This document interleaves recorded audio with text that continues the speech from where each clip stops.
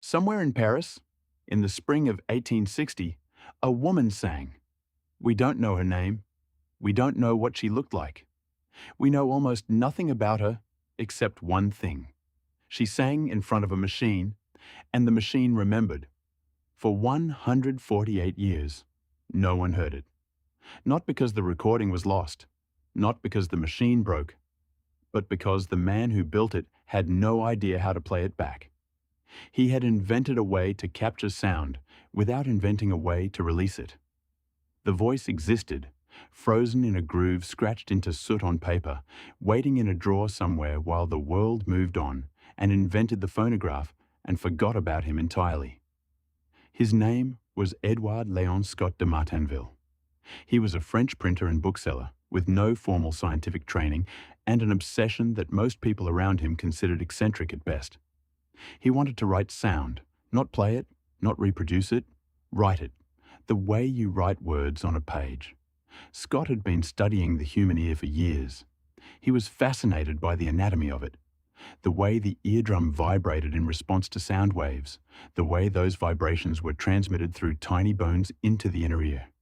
He thought, if the ear can do this, why can't a machine? In 1857, he filed a patent for a device he called the phonautograph. Phono, sound, auto, self, graph, write. A machine that writes sound by itself. The device worked like this.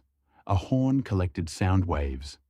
At the narrow end of the horn, a membrane vibrated in response, exactly like an eardrum. Attached to that membrane was a stiff bristle, like a single hair.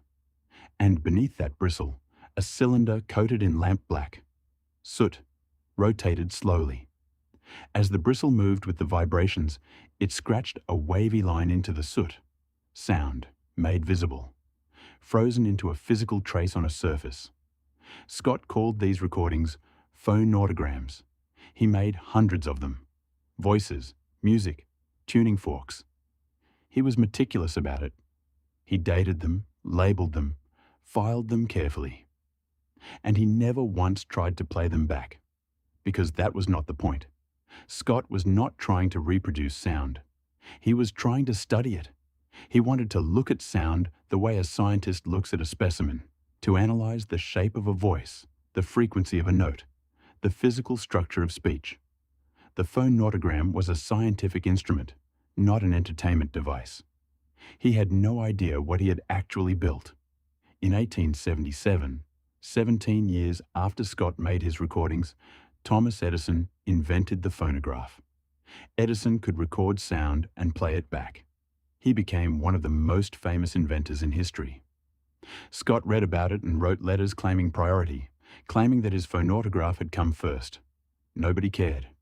Edison had the playback. Scott had marks on paper. In the world of technology, what you can demonstrate matters more than what you can prove. Scott faded into obscurity. He died in 1914, largely forgotten, his phonautograms sitting in the archives of the French Academy of Sciences, where he had deposited them decades earlier. And then, in 2008, an audio historian named David Giovannoni found them. Giovannoni was part of a research group called First Sounds, dedicated to finding the earliest recorded sounds in human history. He had been working through archives across Europe for years. When he found Scott's phonautograms at the French Academy, he recognized immediately what they were. The problem was playing them. The phonautograms were not recorded on any medium that could be physically played. They were images, visual traces of sound scratched into paper. To hear them, you would need to convert the image back into sound. You would need to treat the groove as data and reconstruct the audio from its shape. Giovannoni contacted a team of scientists at the Lawrence Berkeley National Laboratory in California.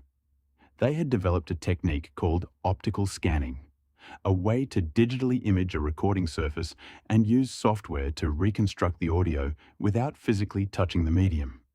They had used it on damaged wax cylinders and broken shellac records. They had never used it on soot scratched onto paper from 1860. They tried anyway. On March 27th, 2008, in a laboratory in California, researchers played back audio that had been recorded in Paris in April of 1860. They heard a voice. It was 10 seconds long. It was scratchy, thin, barely recognizable as human, but it was there. A woman's voice singing the first few bars of Au clair de la lune, a French folk song. Fragile, ancient, unmistakably real. The oldest recorded human voice in history. Captured by a man who died not knowing anyone would ever hear it. Preserved for 148 years in a groove of soot on paper. Reconstructed by a laser in California. When Giovannone first heard it, he said he felt something he struggled to describe. Like hearing a ghost. Like the past reaching through and touching the present in a way that nothing else can. There is something philosophically strange about what Scott built. He created a record of something without creating access to it. The sound existed. It was physically encoded in the material. But it was locked away without a key. For 148 years, that voice sat in the groove and waited. The woman who sang it lived and died. Scott lived and died. Edison lived and died. 2 world wars happened. The phonograph became the record player, became the CD, became the MP3. And through all of it, 10 seconds of a woman singing sat in an archive in Paris, perfectly preserved, completely inaccessible. What does it mean for something to be recorded if no one can hear it? What does it mean for a voice to survive its owner by 148 years? Scott wanted to write sound. He succeeded completely. He just had no way to read what he had written. And here is the part of this story that most people don't think about. If Giovannone had not gone looking, if the French Academy had disposed of those archives, if the Lawrence Berkeley team had not developed optical scanning, if any one of those things had not happened in exactly the right order at exactly the right time, that voice would have stayed silent forever. There was no guarantee it would ever be heard. There is no guarantee that everything that should be heard will be. Scott de Martinville scratched a voice into soot in 1860 and filed it in an archive and died. 148 years later, someone found it. And for the first time, she sang.